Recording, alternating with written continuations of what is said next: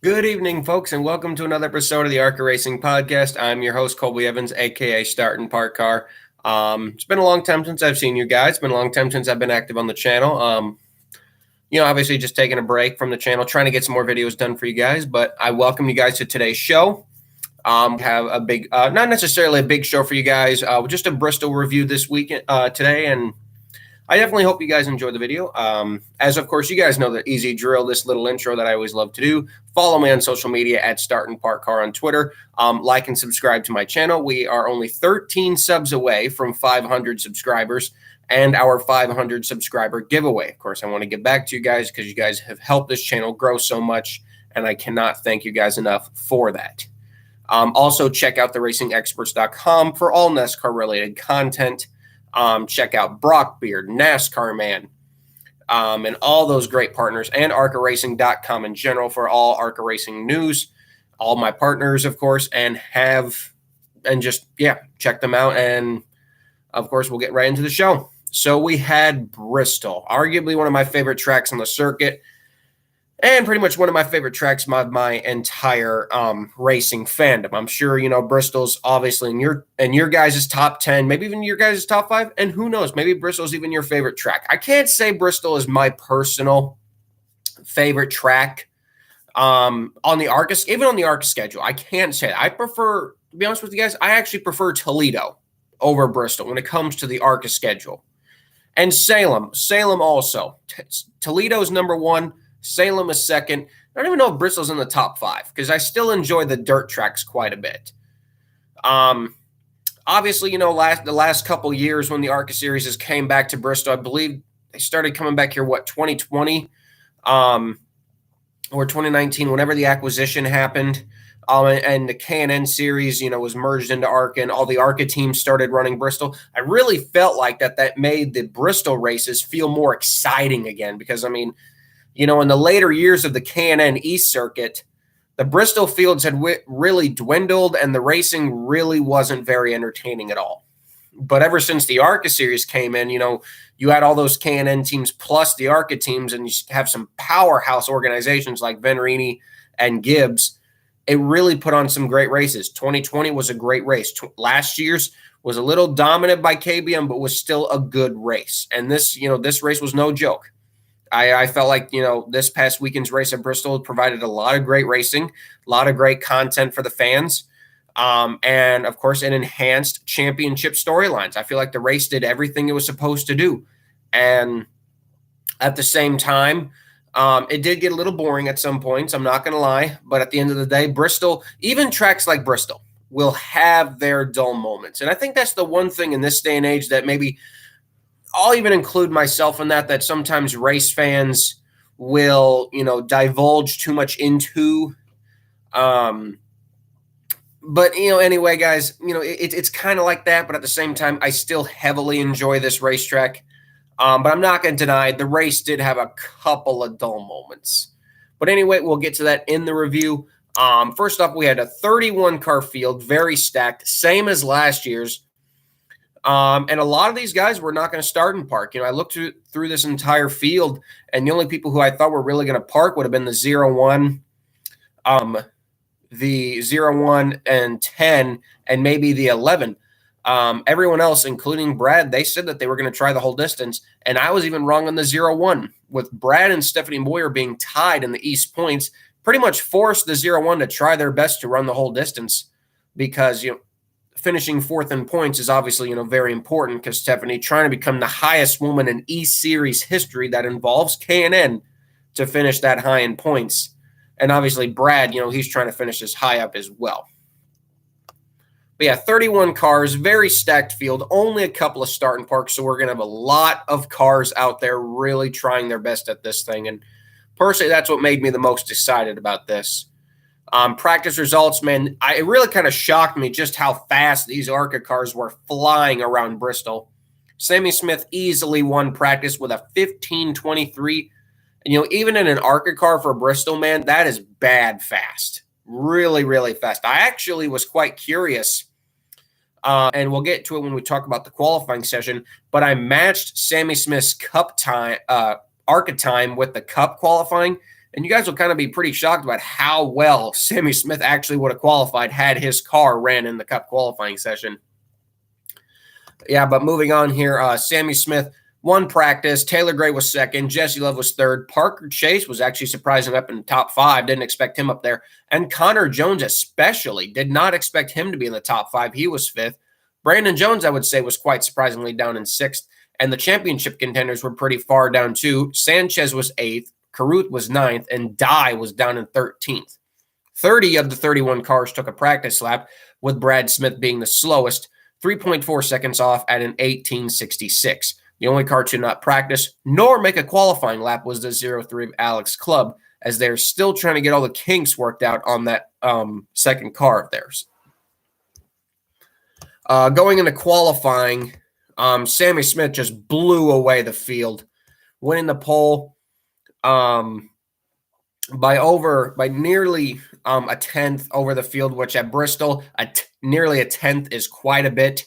A 1:26.478, and to put that into perspective, Sammy Smith, had he ran that exact same lap in the Cup qualifying session, would have qualified 18th on the Cup grid. So that just tells you just how fast these ARCA cars were going around Bristol. The fact that the ARCA pole sitter was running top 20 level Cup times. And that just goes to show you, man, Bristol is a fast track. And whether you're in an ARCA car, truck, Xfinity car, or Cup car, you are absolutely just going around that track. And it's why I can honestly say, from a driver standpoint, from all the drivers I've ever talked to in my life, that's why they all say that Bristol is one of their favorite short tracks. Might not be my personal favorite to watch, but I can definitely see from a driver standpoint why this track is so much fun to drive, because you are literally just flying. There's really no point where you feel slow at a normal short track. You are just constantly on the gas, despite being so much out of the throttle as well. Couple more cars did not take a qualifying lap. Only 28 officially took a lap. The 02 of Leland Honeyman, poor Leland, they came into this race third in the East Championship, an actual shot of finishing second, as they were only 18 points behind Taylor Gray. So theoretically, Leland and the 02 team had a chance to finish second in the Owners and Drivers East Championship. However, that was quickly not going to happen, as the 02 appeared to have blown an engine in practice and was going to have to start at the rear, which in and itself was kind of a death sentence, as starting at the rear of Bristol, you're going to get caught very quickly.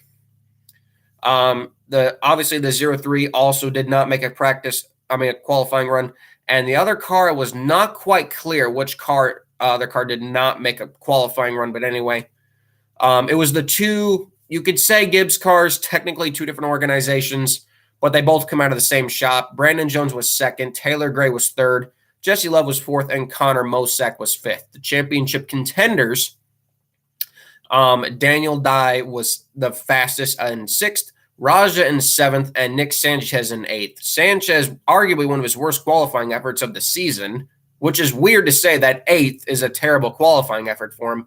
But, man, he really, really struggled in this race. Notables in the field, though, were East competitors Ashton Higgins, who was in 18th, Tanner Arms, who was 20th, Michael Lero, who was 23rd, and the 51, a second DGR entry for Andres Perez de Lara. I'm pretty sure I botched that name, but I tried to pronounce it the best I could. He was making his debut, and I will say, even though the DGR team is without a doubt pretty much the third best ARCA team, still going 16th fastest in your very first start at Bristol is a very impressive effort, and I'm very proud of Andres for going that fast.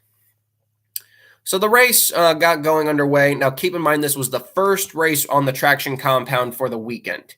Obviously, the PJ1 traction compound was sprayed down, and the ARCA series would be the first series to race on it. So arguably, they were going to be on a track that had maximum grip on the bottom, and the bottom was going to be the preferred groove. Although a lot of drivers tried the outside groove, including guys like Brandon Jones and Taylor Gray, it was not going to work, at least that race. It was not going to work.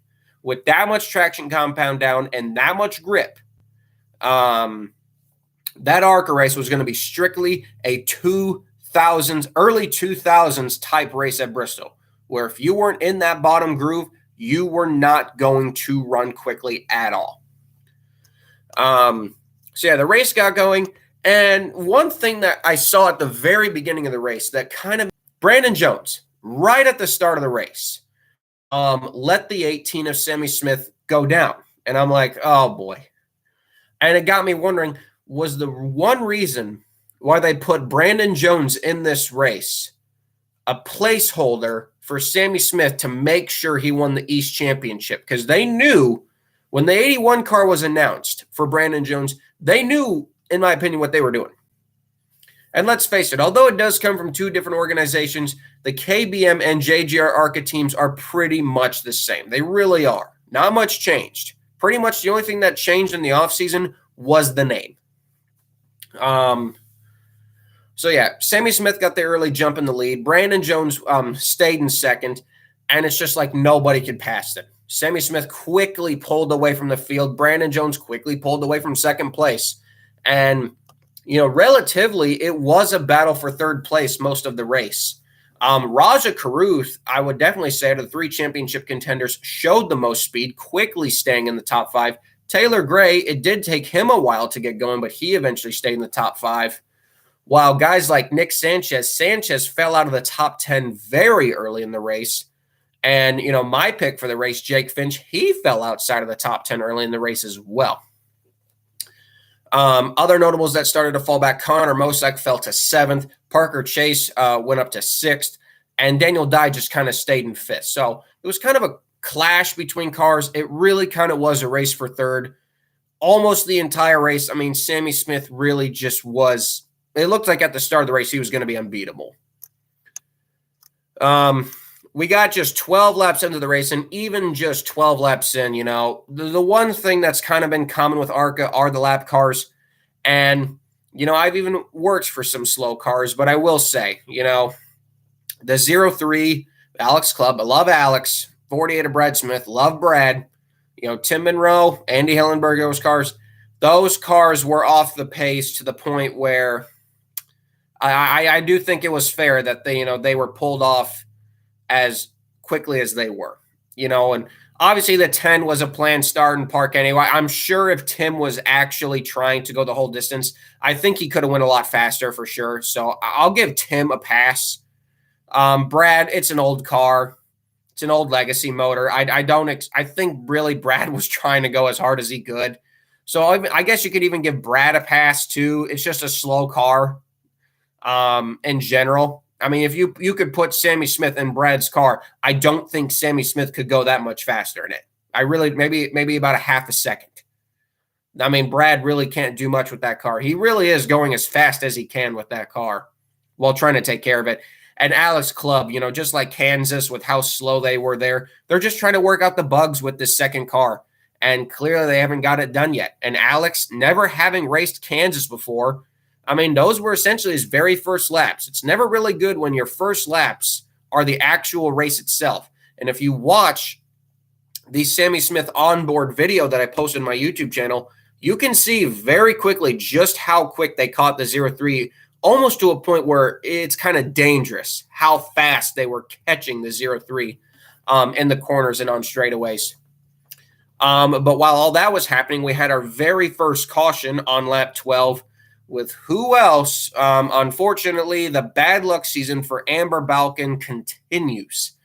And it wasn't even her fault. And that's kind of been the case of her season, whether it's either a mechanical issue, a blown tire, or just getting taken out by someone.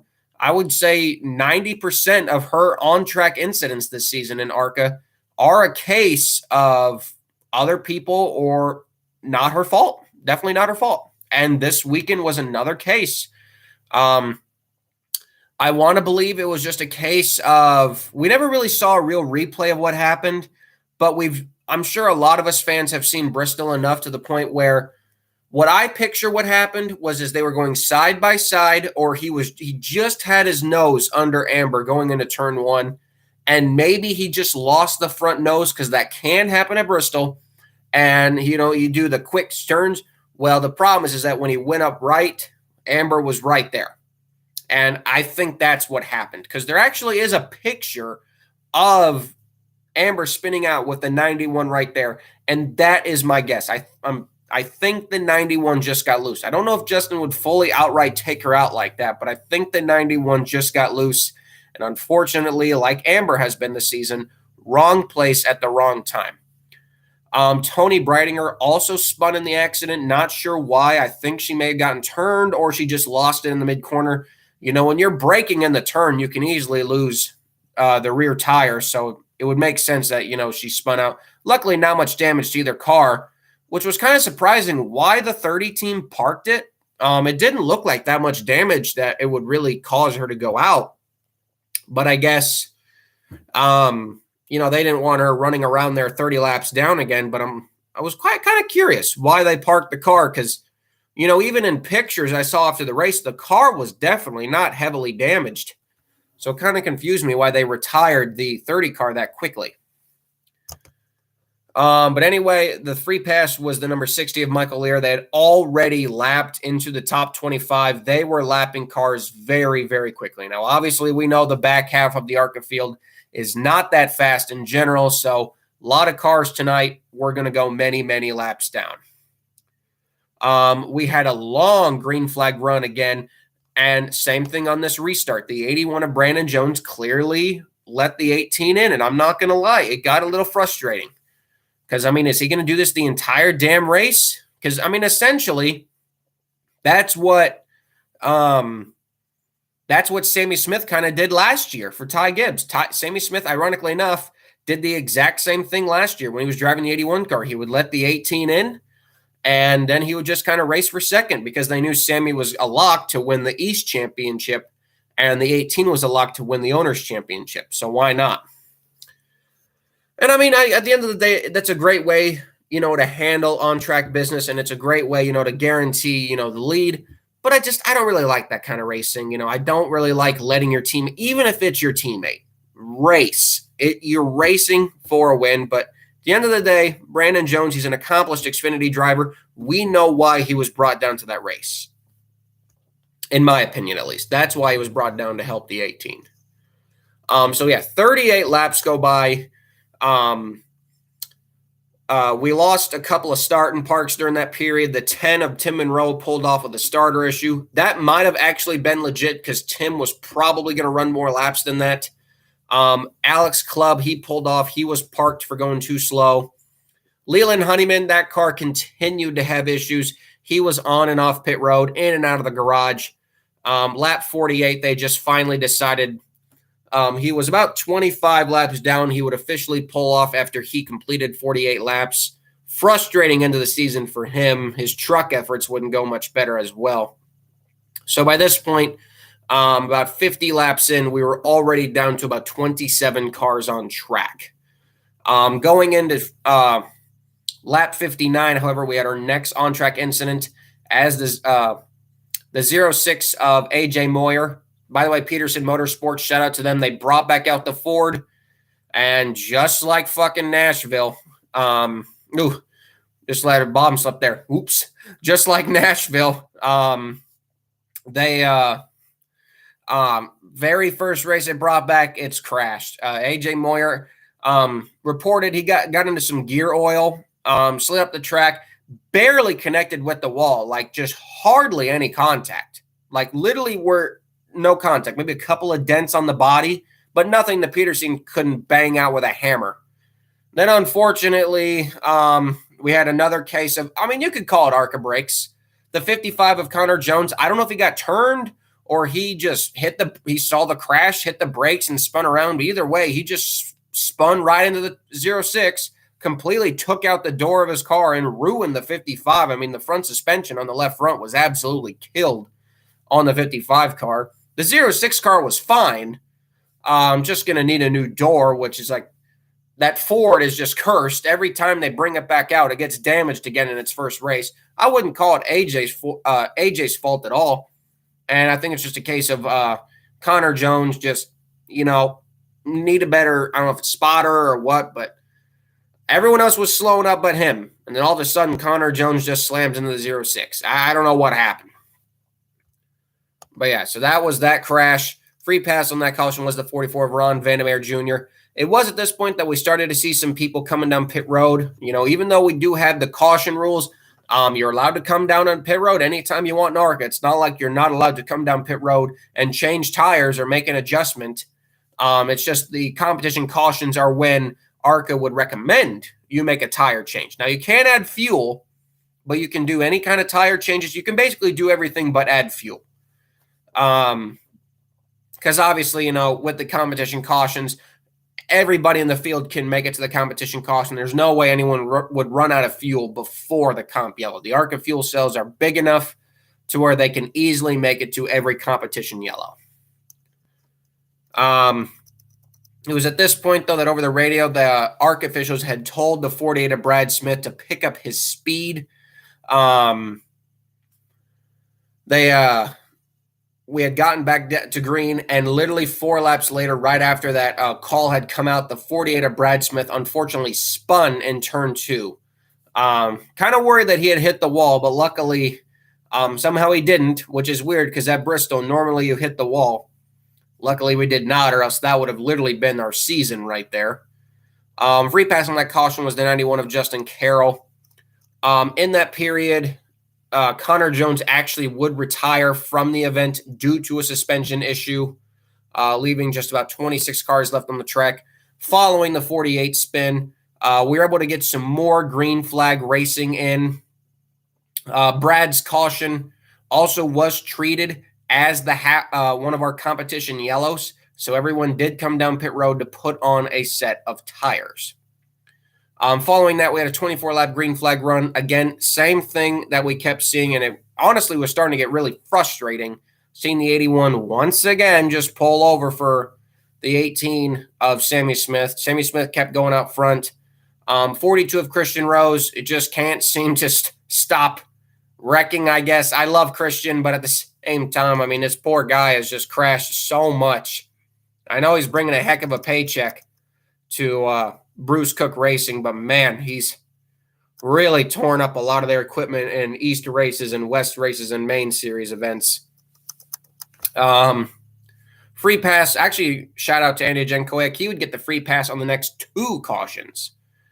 We had another 14-lap run until lap 122 later, which you guessed it, Christian Rose was involved in again, this time with the 0-1 of Stephanie Moyer and the 17 of Taylor Gray. From eyewitness reports at the track, it looked like that the 17 may have gotten into someone. Never really saw a replay of what happened, so it's kind of hard to judge. Either way, the 17 car was fine, and the 42 and the 0-1 were totaled. So tough break and tough end of the season on the east side for Stephanie Moyer, and it sucks for Andy Hillenberg anytime he has a crashed car. As for the East Championship, though, it did lock Stephanie Moyer into 4th, as after 92 laps, Brad Smith was actually parked for not maintaining minimum speed. And in that time, we had Justin Carroll pull off due to handling issues, and the 3 of Mason Diaz had pulled off due to an oil line. He was smoking on track very heavily until he was black flagged. Also in that process, the 06 of AJ Moyer had also pulled out of the race due to a rear end failure. So adding the 42 and the 01 to our DNF list, at this point, when we went back to green on lap 134, we only had 20, I think we only had 21 cars because we had a lapper out there as well left on the track. So by this point, 17 not quite clear of 0-1 racing accident. Okay, so that's what happened. Obviously, John Schultzke, who works for Fast Track Racing, was able to confirm that. That's always good to confirm. Really wish we could have gotten a replay. With all the cameras that are around Bristol Motor Speedway, you think they could have given us this replay, but I guess not. But so yeah, by this point, we only had about 20 cars left on the track. And even though we had a couple of slow cars still out there, 20 cars at Bristol, they got spread out to the point where I'm like, okay, I don't think we're necessarily going to see, a lot of chaos. We're not going to see lap cars really getting in the way because 20 cars now, we have the chance to really spread out. So I felt like the chaos portion of this race was over. And I was really quite happy to see on this last run on lap 134, we saw the 81 once again pull over, but not as easy. And it gave me a little inkling. Are they just waiting until the end of the race to let the 81 of Brandon Jones actually go in terms of trying to run down Sammy Smith? And that would become a little bit more clear in a couple more laps. We had a quick 15-lap run until the 11 of Zachary Tinkle. I don't know if he got spun out. I don't know if he got turned by someone. Was not happy with the 17. I'm not sure if it was the 17 again, because Zachary Tinkle after the race posted on Twitter his displeasure with Taylor Gray's driving, as many in the ARCA series have done with Taylor Gray's driving style. Not many drivers obviously approve of it. But yeah, so that caution happened. Zachary didn't hit anything, so we still had our 20 cars left on the track. And it was at this point on lap 156. We had this was the restart where I was actually happy to see Raja Carruth had actually managed in that 15-lap run to get around the 81 of Brandon Jones. So we finally had a change-up of racing. Sammy Smith had chosen the outside for this race, which was quite shocking, and Raja was on the inside. And the restart came, and we were really shocked. What could Raja do? Was the 18 going to clear him again? And the 18 managed to get clear, but we really did see, had Raja gotten past him, not sure if the 18 of Sammy Smith was ever going to get past him, at least in a clean way. But nonetheless, the 18 was able to get out front, and the 6 was able to hold second place for a decent amount of time before eventually, I would just say experience, Brandon Jones having way more laps at Bristol than Raja. I think the experience factor came into play. Excuse me there. The experience factor came into play, and the 81 was easily able to get past the 6. And I would say at this point, the 81 was just running down the 18 like crazy. And I'm like, okay, they know the 18 has clinched. By this point, the 18 had clinched the East drivers, owners, and Sioux Chief title. So maybe they're just like, okay, Brandon, if you want to go get him, go get him. And boy, did he do that. It was also on this caution during that green flag run, though, where we saw, back to the championship contenders, they were struggling. Nick Sanchez, he was running outside the top 10. Raja Carruth, we saw him running up in the top 5. Daniel Dye was hovering around 5th. They were doing great. Championship leader Nick Sanchez had just a rough night. They just couldn't get the setup right. Something wasn't right in the rear end. And actually, one of the scariest moments I will say I've seen all year, during a pit stop, I believe to unhook one of the rear shocks on the 2 car, they dropped the jack nearly on one of their crew members. And I will say that is probably one of the scariest things I have personally ever seen on live TV, where we nearly saw a man get crushed. Even with a jack stand, I don't know if the guy should have been in there under a helmet. He didn't even have his helmet on. You saw the helmet laying right next to the guy. Toby Christie, I think it was Toby Christie actually got an interview with that guy. But, man, if I was that crew member, I'd be a little bit pissed that the team almost dropped the car on me. And that was just the first thing that happened. Crew was obviously very upset at the incident. And the 2 car did not run any better. They actually went a lap down during that last big green flag run we had. And it was easily going to be, if you're Raja was racing his heart out, man, because this was his opportunity to really gain some points on Nick Sanchez and try to gain back his deficit to Daniel Dye as well, as Sanchez continued to fall throughout the field. Want to also point out, Ashton Higgins, he was running top 10. Andy Jankowiak was running top 10. Van Alst was top 10. We had some great stories of underdogs in the top 10. So it was really shaping up to be a really good finish. And even when the last 15 laps, the 81 was clicking off amazing lap times. I mean, he was clicking off lap times very similar to what he was running in qualifying. And unfortunately, we had a caution that I would really say kind of derailed all that. Unfortunately, the 89 of Ashton Higgins, with 8 laps to go, spun off of turn 2. Kind of does what a lot of, rookies have done at tracks like Daytona, Bristol, and, just coming off the corner, you just put too much wheel into it and it'll suck you right around, and that's exactly what he did. Hit the wall very hard. Tough for Ashton Higgins, as that is a family-run effort, and obviously family-run efforts, they're the ones who have to pay for it. So obviously I hope Ashton can get his car fixed and be back in the ARCA East or main circuit in 2023. But I was really disappointed to see that caution, because there's no doubt in my mind that 81 was going to catch the 18. And I really would like to have seen, was the 81 going to pass him? Was the 81 going to not pass him? At the end of the day, the 81 has a sponsor. The 81 team wants to, make the sponsor happy. Because I'm like, man, the 18, even what we saw in these long runs, the 81 would run down the 18 on long runs. But on the short runs, that was where the 18 was better. And that's what I was concerned about. Needless to say, we got to the, green, white, checkered, and the 81 tried. Sammy Smith, I think he actually, was he still on the outside for this one? I don't quite remember the last restart. But either way, the 81 tried. He even put the bumper to him. He tried to put the bumper. So that told you the 81 was going for the win. Now that the 18 had everything locked up, Brandon Jones was going for it. But it was not enough. Sammy Smith cruised to an easy victory. Brandon Jones finishes second. In that last lap, Taylor Gray was able to slip past Raja Caruth for third. Not what Raja needed, because he needed that extra point. Raja was fourth, and Daniel Dye was fifth.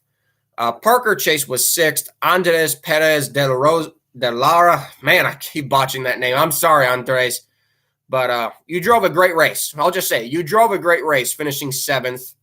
Andy Jankowiak, Pizza Man, gets a top 10. Great run for him. Connor Mosak, ninth, and Jesse Love.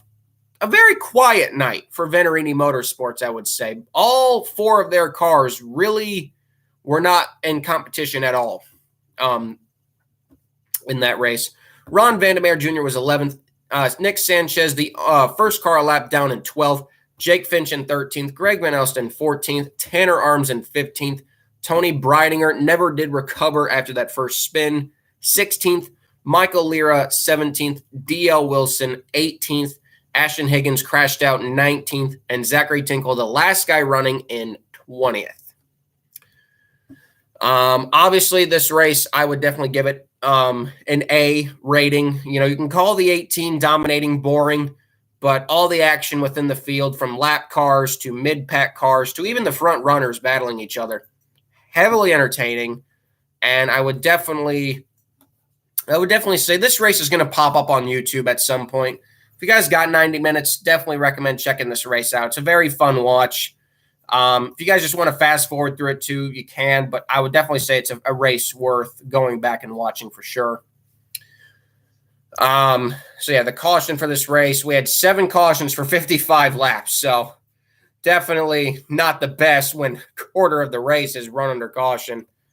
Our point standings, we'll go over the East standings first. Our final East standings were Sammy Smith, obviously winning by a long shot over Taylor Gray. Taylor Gray was 41 points behind. Leland Honeyman was 80.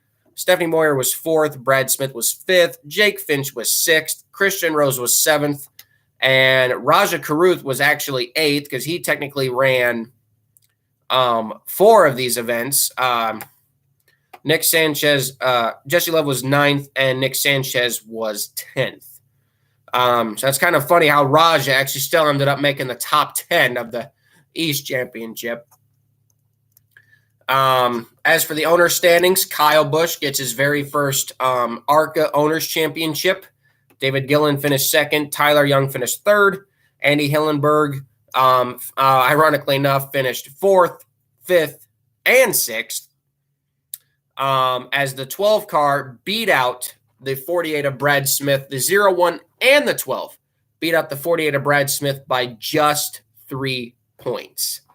So yeah, the Brad Smith car was 7th. The other Andy Hillenberg entry was 8th. Jeff McClure was 9th, and Bruce Cook was 10th. So that was the E-Series Championship. Obviously, I will say, you know, as much as I love ARCA, the E-Series needs a revamp, in my opinion. It's not perfect. 7 races, it's not enough. It needs more races. But, you know, with the main series going to short tracks in general, I can see why a lot of teams do not run the E-Series and just go for the main circuit instead. I can easily see why. The other championship, the Sioux Chief Showdown Championship, 10 races at 10 different tracks. Sammy Smith, all he had to do was finish 28th or better to clinch that one. And he easily did that, winning the race. Sammy Smith was first. Jesse Love was second. Taylor Gray was third. Daniel Dye was fourth. Nick Sanchez was fifth. Raja Carruth, sixth. Van Alst was seventh. Tony Breitinger was eighth. Amber Balcaen was ninth. And Brad Smith was 10th. In the main series driver standings, obviously with Nick Sanchez's poor run, Daniel Dye closed the gap to just 5 points. And sadly, at this point, for the Raja Carruth fans, his championship hopes are pretty much over unless something absolutely drastic. We're talking 2008 levels of championship weirdness happens to where Raja can catch up. 30 points behind with 2 races to go. In my opinion, that's just too much to get back up. Unless, you know, Nick Sanchez blows up in the first lap at Salem, I don't see any reason how Raja's going to catch him. Greg Van Alst is 4th. Tony Breitinger is 5th. Sammy Smith is 6th. Now, note, Sammy is only 13 points from getting up to 4th place in the championship. So it looks like Sammy Smith will indeed climb up to 4th in the championship hunt, which would then drop down Van Alst to 5th and Breitinger to 6th. Amber Balcaen is 7th. Brad Smith is 8th. Taylor Gray is 9th. And Zachary Tinkle is 10th.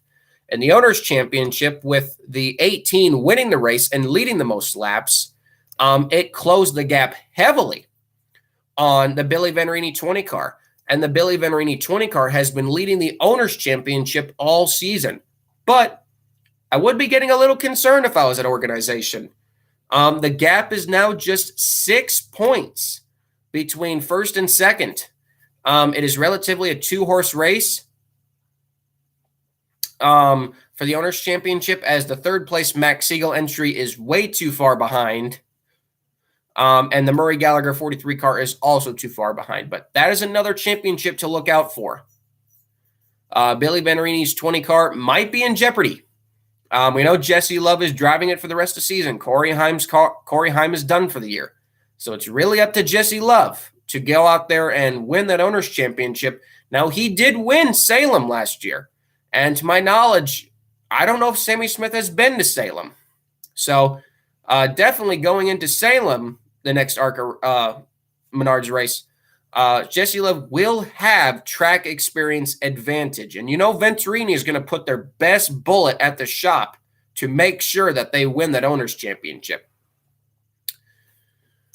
And yeah, you know, that's so those are our championship battles.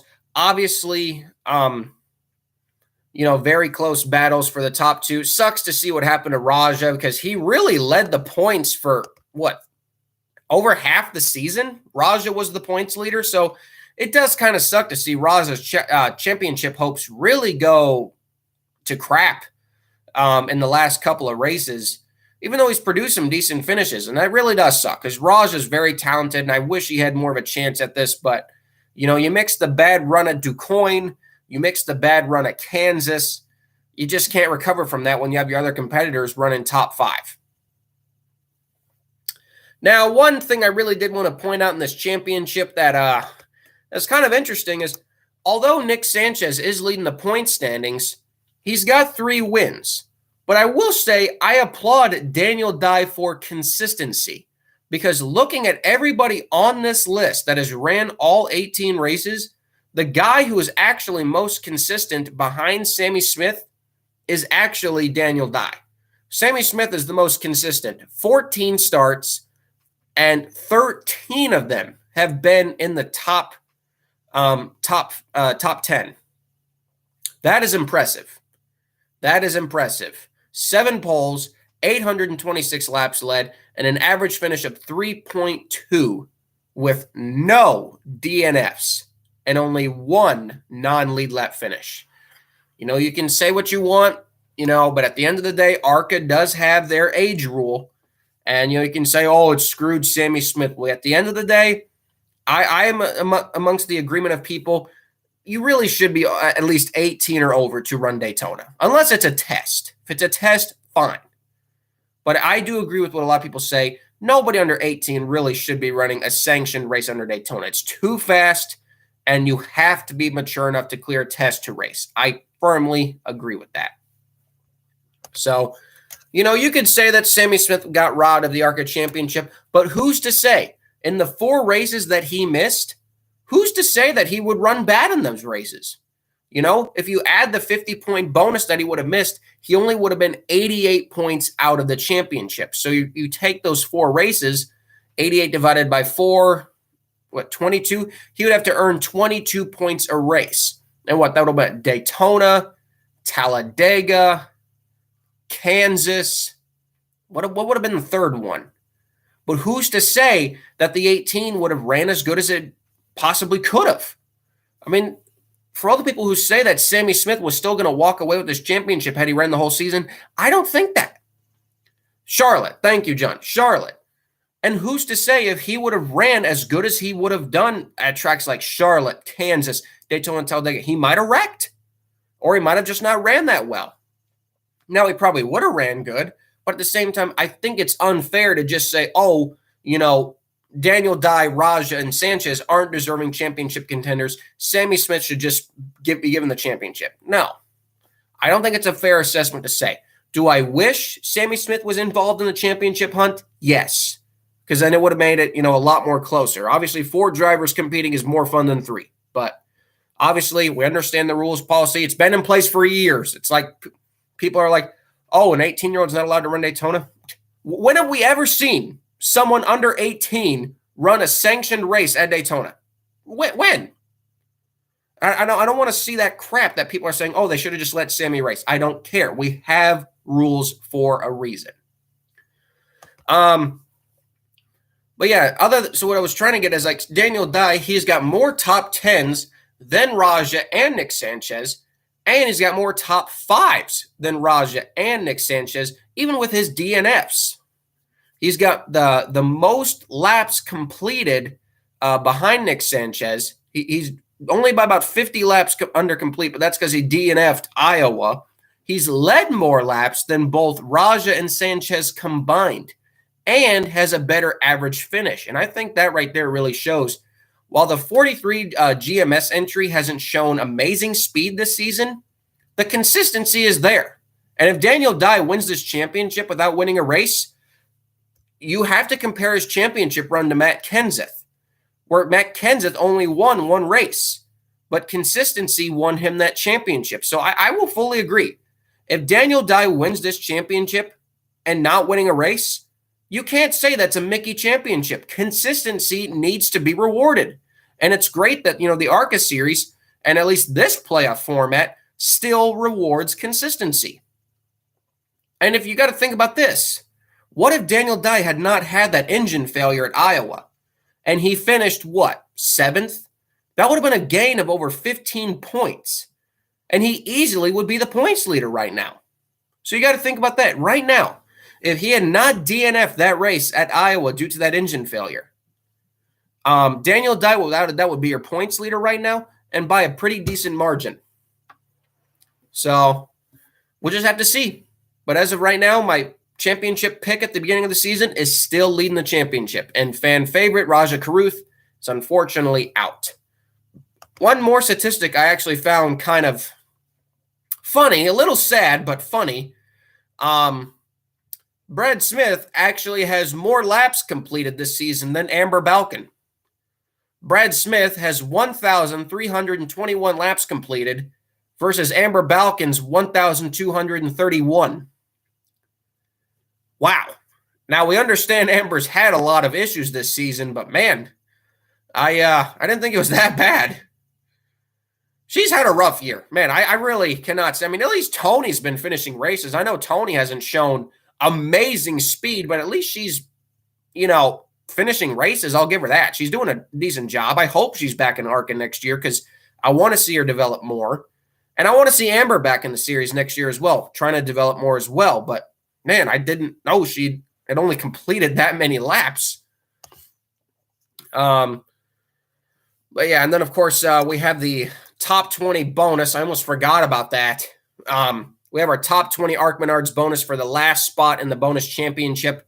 Jeff McClure holds that distinction right now in 20th with a 23-point lead over the 69 Kimmel entry. The Kimmel entry is scheduled to be at Salem with Will driving. However, they do not plan to be at Toledo. The 44, not sure what they're going to do the rest of the season, but looks like they're a partnership with Ron Vandermeer Jr. I think the 44 will be able to claim that last position. And, of course, everybody and above is already locked in, including guys like Hillenberg, Smith, Clubb, and Peterson. Speaking of the Hillenberg team, they are still holding on to a top 10 position in the owner's points. The 11 car is 9th in the points. The Mark Rett 30 car is 10th.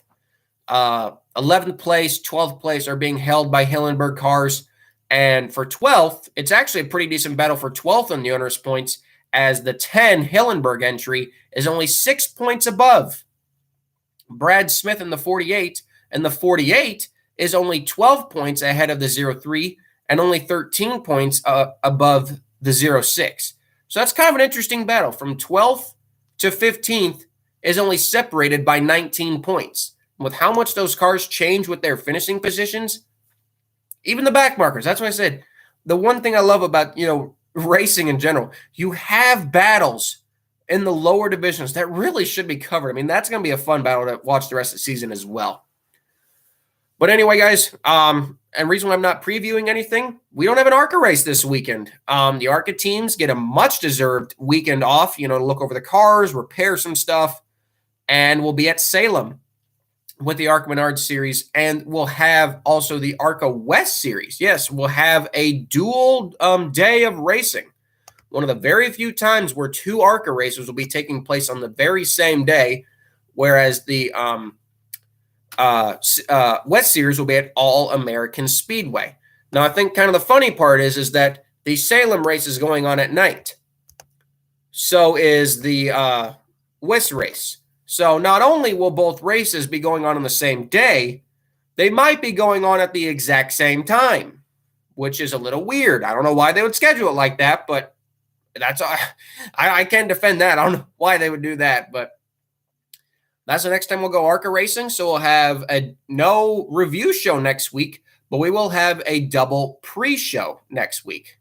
In terms of content videos, again, I've just been so busy with my job, my personal life job.